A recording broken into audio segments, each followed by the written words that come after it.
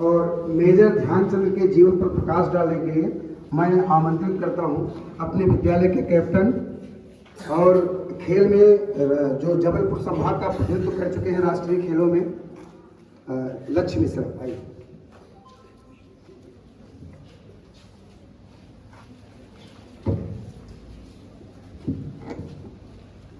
आदरणीय प्रचार महोदय, शिक्षकगण एवं मेरे प्रिय साथियों, आप सभी को सुप्रभात।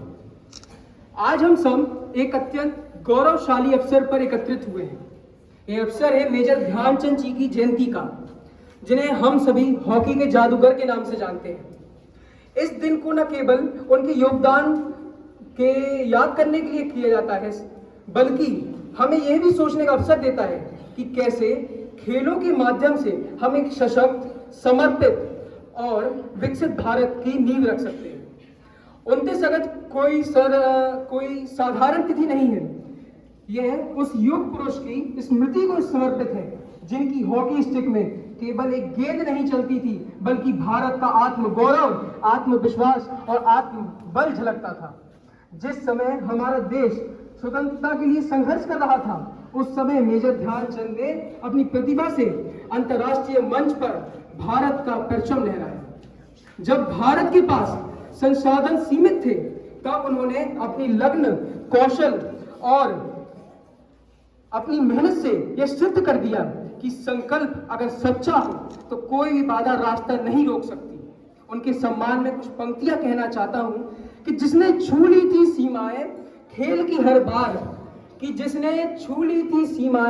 खेल की हर बार, जिसकी स्टिक में छिपा था भारत का असम्मान अपार, भारत का आत्मसम्मान अपार, वो थे ध्यानचंद, भारत की शान, भारत की शान।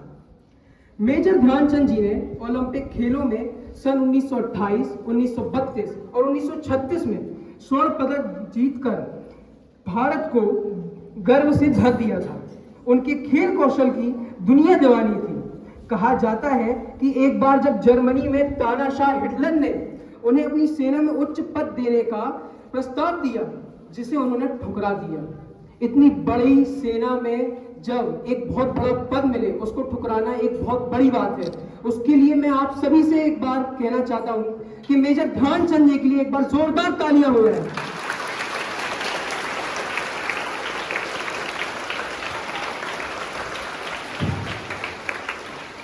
आज जब हमारा देश विकसित भारत के लक्ष्य की ओर अग्रसर है, तब हमें ध्यानचंद जी जैसे महान खिलाड़ियों से प्रेरणा लेनी चाहिए। खेल केवल मनोरंजन नहीं है, बल्कि यह जीवन के लिए एक प्रशिक्षण है। खेल हमें अनुशासन, टीम वर्क, नेतृत्व और विपरीत परिस्थितियों में भी कैसे मुस्कुराते हुए आगे बढ़ना चाहिए, ये सिखाता है। भारत सरकार द्वारा खेलो इंडिया कार्यक्रम भी इसी को आगे लेने के लिए एक उदाहरण है। इसका उद्देश्य है देश भर में युवाओं को खेल के प्रति प्रोत्साहित करना। मैंने पिछले साल भी इस मंच से आप सभी से अनुरोध किया था कि 29 अगस्त सिर्फ भाषण के लिए नहीं है, सिर्फ श्रद्धांजलि अर्पित करने के लिए नहीं है। 29 अगस्त को हम सभी को संकल्प लेना चाहिए कि हम सभी खेल को भी अपनी जीवन में उतारेंगे। आप ये मत सोचिए कि आप एक छोटे से जिले से आते हैं। एक छोटे जिले से भी एक कोई बच्चा, एक लड़की, एक लड़का ओलंपिक तक जा सकता है। मेरा आप सभी से मंच से एक अनुरोध है कि मैं एक भाषण नहीं कर रहा हूं, मैं आप सभी से अनुरोध कर रहा हूं कि आप सभी खेलों में रुचि लाइए। जितनी पढ़ाई इंपॉर्टेंट है, उतनी खेल भी इंपॉर्टेंट है। वह समय चला गया जब लोग कहते थे कि पढ़ोगे लिखोगे होगे नवाब, खेलोगे कूदोगे होगे खराब। अब समय है कि पढ़ोगे लिखोगे तो होगे नवाब, खेलोगे कूदोगे तो होगे लाजवाब। इसको अपने जीवन में उतारिए और आज मेजर ध्यानचंद जी की जयंती पे यह संकल्प लीजिए कि हम सभी खेल के प्रति अपनी रुचि दिखाएंगे। जिस खेल में हमें इंटरेस्ट है उसमें मेहनत करेंगे और एक दिन पन्ना का बच्चा, पीएम श्री केंद्रीय विद्यालय का बच्चा ओलंपिक में भारत का परचम लहराएगा। एक बार अपने लिए जोरदार तालियां बजाइए।